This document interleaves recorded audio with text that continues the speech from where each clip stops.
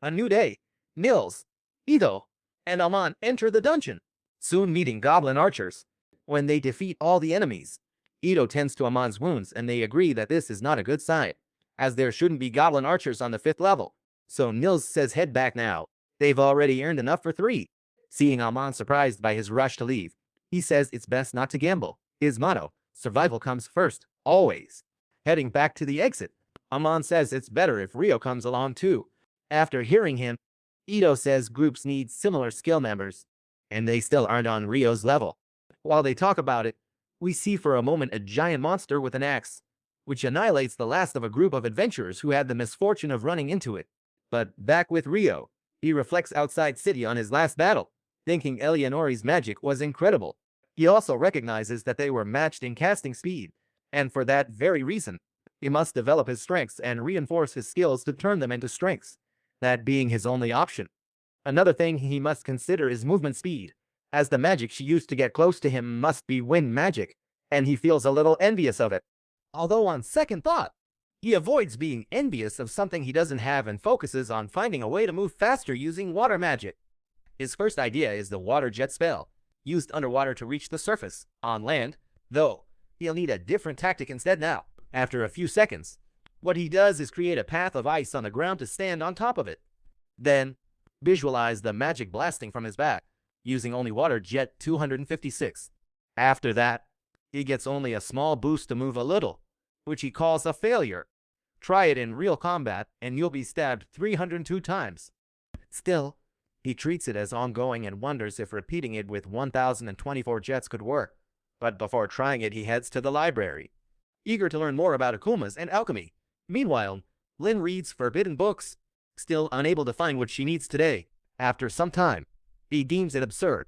Magic raising an ice wall midair and ice spears piercing Widurno's defenses, something even Master Hilarion couldn't do. On reflection, they may be original spells, but only the Empire's infernal fiancé could do that. Then, suddenly, another adventurer greets her, named Sierra. She says it's odd to see you here, reading those books. Lynn says she was searching for something, but no luck at all. That's when he tries to tell her something, but changes his mind before doing so and thus changes the subject by mentioning that she had left Lune on a mission for the royal capital. Sierra confirms she just returned, but a messenger awaits, so she says goodbye and leaves. When Nils and the others return to the guild, they tell Nina what happened. She confirms that the magic stones really are from goblin archers, which haven't been seen on the 5th level for years. Worried, she tells the guild master and posts a notice on the board right away.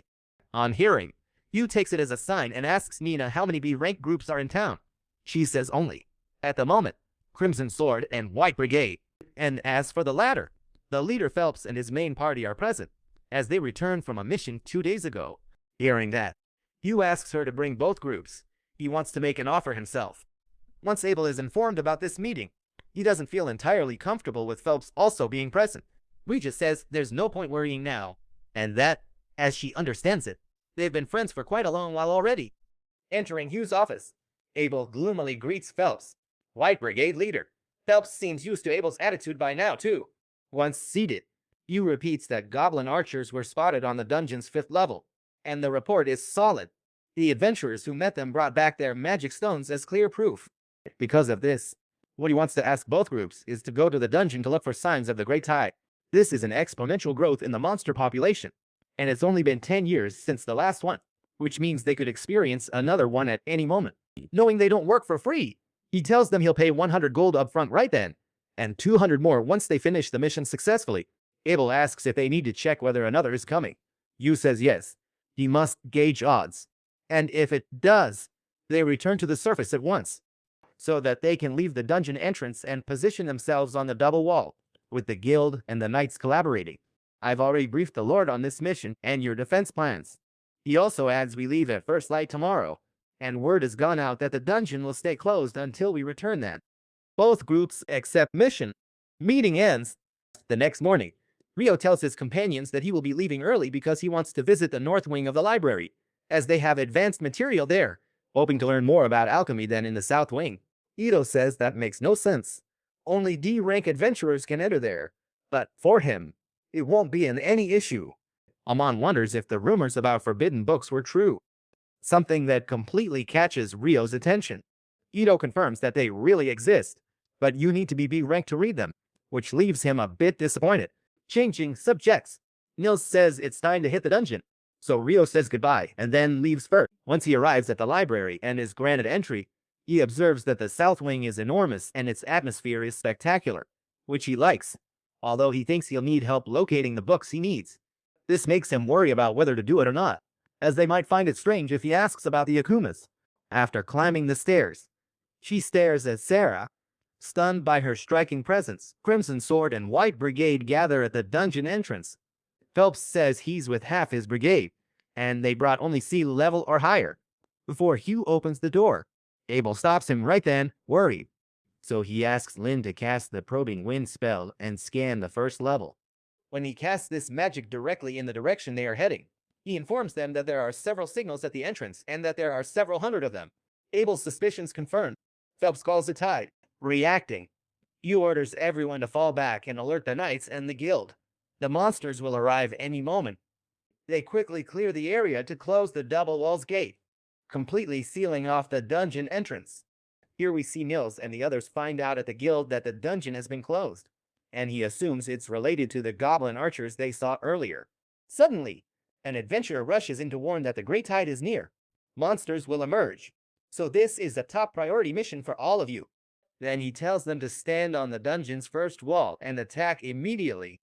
Right now, Nils, Ito, and others answer emergency call, leaving Guild to help. Back with Rio, since Sarah's the same elf he saw before, he confirms she's a local adventurer again.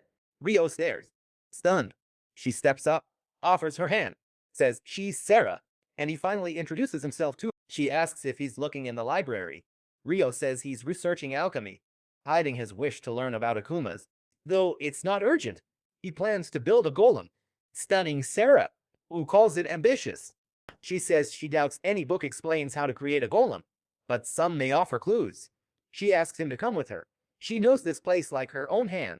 Rio asks if it bothers her, and she replies friendly that it doesn't, now wanting to know if he likes books. He tells her he wants to spend all day reading, though he hasn't opened a book in ages, and it stirs memories. Sarah finds his wording odd, like decades have passed already. Rio is slightly thrown, but he drops it and asks if she's an elf. She confirms, says she's an adventurer like him too, in B-rank group Wind, as its sole member. Rio says a friend told him there's only one elf in the city here. Sarah assures him it's true.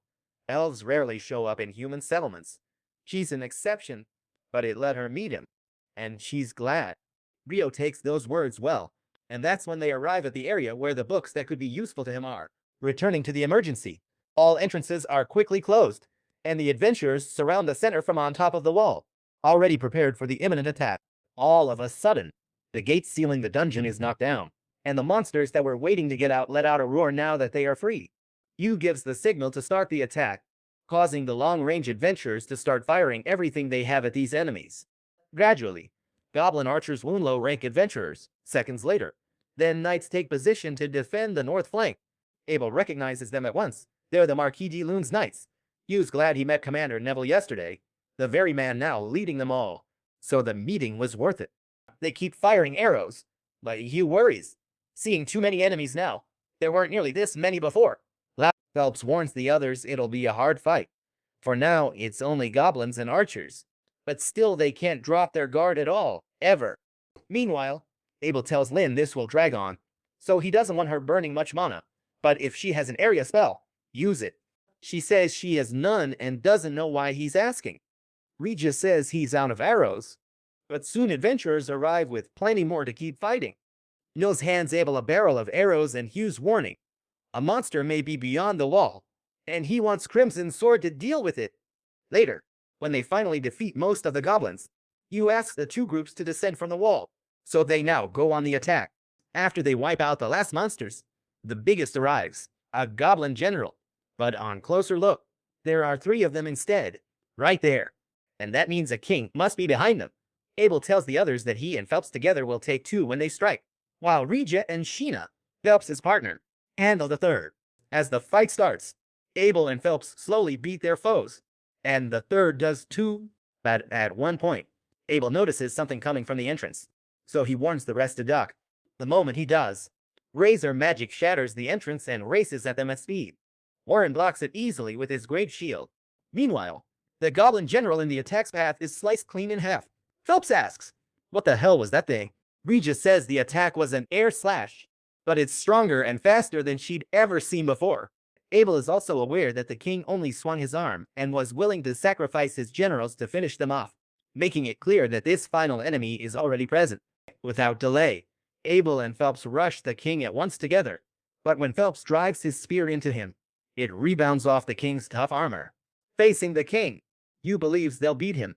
He knows the magic sword and spear are the only weapons that can stop that thing. The king readies a mighty strike. Phelps stays back, but Abel suddenly rushes him, instantly using his perfect shadow sword technique on the spot. This allows him to evade the ranged attack thrown at him, as well as close the distance in an instant. With it right before him, he uses his technique, impalement, thrusting his sword straight into its body. Despite the brutal hit, the king roars. Still alive. Abel expected it, so he signals Lin to finish him off. She readies a spell behind Warren's shield. Once he steps aside, Lin pelts the king with air bolts. Hard, fast. This is enough to open several holes in its body, causing it to fall to the ground, which finally grants them victory. Done. Abel tells Phelps Lin's been conjuring bullet rain all this time. Powerful. But it needs much prep time. By now, Rio leaves the library at day's end and says goodbye to Sarah at door. Scene shifts. Deep in the dungeon, a strange door appears, but no one knows what's beyond. Waiting in the dark,